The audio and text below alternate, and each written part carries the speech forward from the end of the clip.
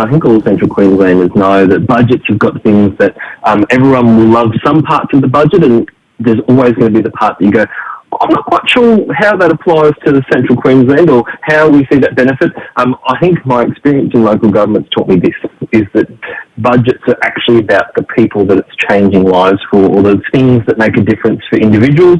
I know that has definitely guided my advocacy in this space. And just to share with you a few of the highlights from the budget in terms of what it means for some Central Queenslanders, we've got Aaron and Stacey. So they're a young couple who are about 26 who are looking to enter the first home market. They're unfortunately paying $750 a week rent.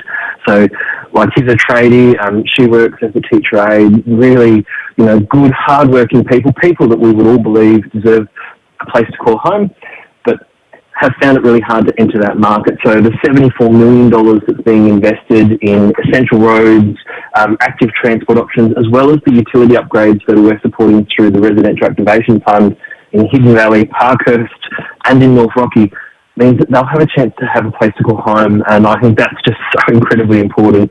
I know that you had Mr. Webber on just before talking about the property market, that top's still moving, but there's got to be space for these people who want to enter the market, and you shouldn't have to wait till you get to 40 before you get your first home. Absolutely. $750 rent.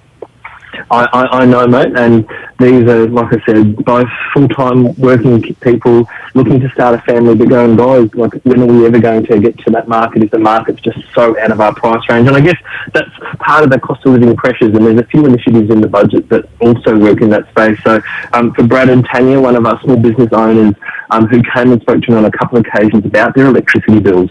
So they have a small business that employs 37 people here in our community. Yet they were paying over $2,000 a month for their electricity because of the fact that they've constantly got their ovens and their fridges and their air conditioning on.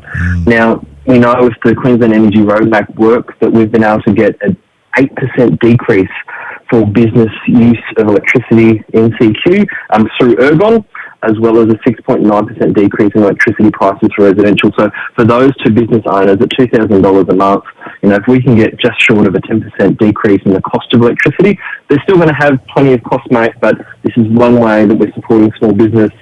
And, I think of the Play On sports vouchers that were originally a Newman government initiative, then continued on by the Palaszczuk Miles government, and young Kiara, who I had her grandpa come in and visit me. Kiara's life has changed significantly. She's now living with her grandparents, but she couldn't access the Play On vouchers because she didn't have someone who was able to say that they were her legal guardian to apply for them on her behalf.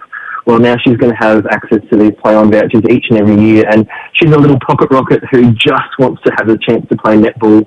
And her grandparents, hard-working local Central Queenslanders, would never have been able to afford to get the uniforms and all the bits and pieces, but they'll have that to support them and ensure that this young lass that, a little pocket rocket, is going to have a chance to shine. And to me, mate, this is what budgets are all about. It's about the people that we're going to make life just a little bit better for. They're great stories, and as you said, very real stories, and shows the effects. That last one in particular, I mean, that's incredible, and shows how different things do evolve. Oh, that's right. And I think for Central Queenslanders, it shows the power of our advocacy, right? So, when you've got Donna, Glen and I working together, the patient travel subsidy scheme is another one where when you have people like Jim, who was needing to travel down south to have this treatment that he couldn't get in Rocky. Now, we're working really, really hard with Tim Nichols, the Health Minister, to get more specialist services in Rockhampton, which makes it easier for people from Central Queensland to access. But if there's something that you still need to go to Brisbane for, having enhanced services, like having better quality, having cost of living relief embedded in that patient travel subsidy scheme means a lot. Now, I agree with every person in Australia who goes, gosh, it would be great if we could do more. We've increased it by a third this year, which is the first time in years that there's been any movement in the per kilometre rate. It's a step in the right direction, and it just shows the power when you've got Donna, Glen and I, banging our heads together, fighting for our part of CQ. Well done. Who's got the hardest head? Well, I think Monsieur Kelly and I might have to fight over that one, where Donna is, as you would know, a wonderful lady in our community. So I definitely won't be calling her a hardhead. But she's definitely got a strong voice. in fighting for Central Queensland. Well done. And it must feel really good to have people come into your office, raise these concerns and to be able to deliver.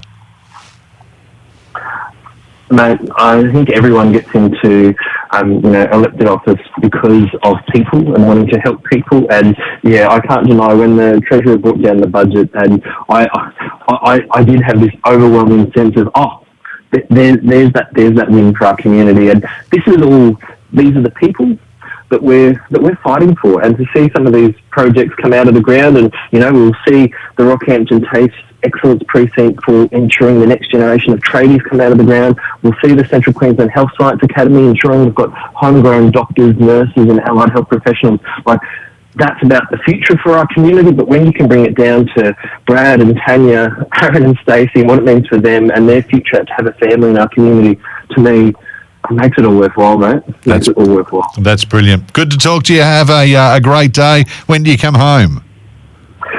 Saturday morning, I believe that we've got the opening of the new Buddhist temple, and then the Eni Park and Between Lions are having a combined installation lunch. So I'll be flying back in on Saturday morning, heading straight to a couple of community events, and then I have big plans with my family, who I've been absolutely missing this week. We're going to have a fire, so I'm hoping it's nice and cool. We're going to have a fire in the backyard, roast some marshmallows, and celebrate my little girl's birthday that unfortunately I've missed because I've been down here for budget week.